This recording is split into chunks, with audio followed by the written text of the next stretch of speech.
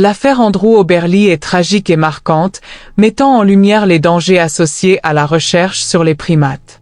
Andrew Oberly était un étudiant en anthropologie de 26 ans à l'Université du Texas à San Antonio. Passionné par les primates, il s'était rendu en Afrique du Sud pour participer à un programme de recherche sur les chimpanzés dans le cadre de ses études. Il travaillait au Jane Goodall Institute Chimpanzee Eden, une réserve située près de la ville de Nelspruit.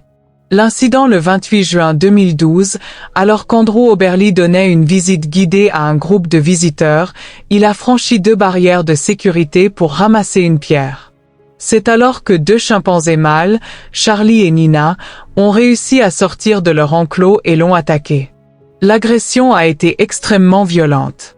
Les touristes ont commencé à courir dans tous les sens pour essayer de se mettre en sécurité, laissant donc Andrew tout seul sous les chimpanzés, le traînant sur une trentaine de mètres avant de le battre et d'arracher la plupart de ses doigts, ses orteils, son pied droit, son nez.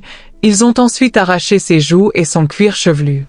Les témoins racontent que les singes arrachaient les morceaux de chair du dos et des fesses d'Andrew avec la seule force de leurs mains.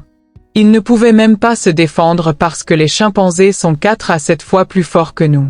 C'est là qu'un garde armé arrive en voiture, il se retrouve dans les airs pour tenter d'intimider les singes, mais Nicky, qui est clairement le plus vaillant des 2, monte sur la voiture, commence à taper des poings sur le pare-brise à tel point qu'il le casse. Et c'est seulement à ce moment-là que le garde a tiré une balle sans le tuer. Ils ont enfin été capables de maîtriser les singes. Oberly a été transporté en urgence à l'hôpital, où il a subi de multiples interventions chirurgicales pour traiter ses blessures.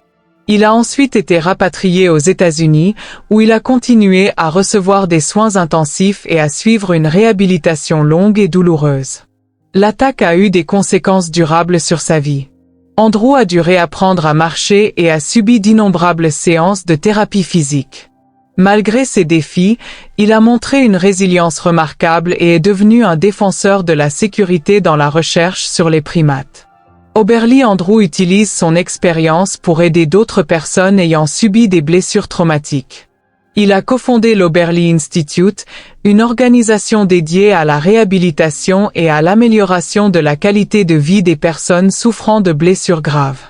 L'Institut se concentre sur la recherche, l'éducation et le soutien aux survivants de traumatismes. L'histoire d'Andrew Oberly a attiré une attention internationale et a mis en lumière les dangers potentiels des interactions avec des animaux sauvages, même dans des contextes de recherche et de conservation. Elle a également renforcé l'importance de respecter les protocoles de sécurité stricts dans les installations de recherche sur les primates. En résumé, l'affaire Andrew Oberly est un puissant rappel des risques liés à la manipulation et à l'étude des animaux sauvages. Elle souligne également la résilience humaine face à l'adversité et l'importance de la sécurité dans les environnements de recherche.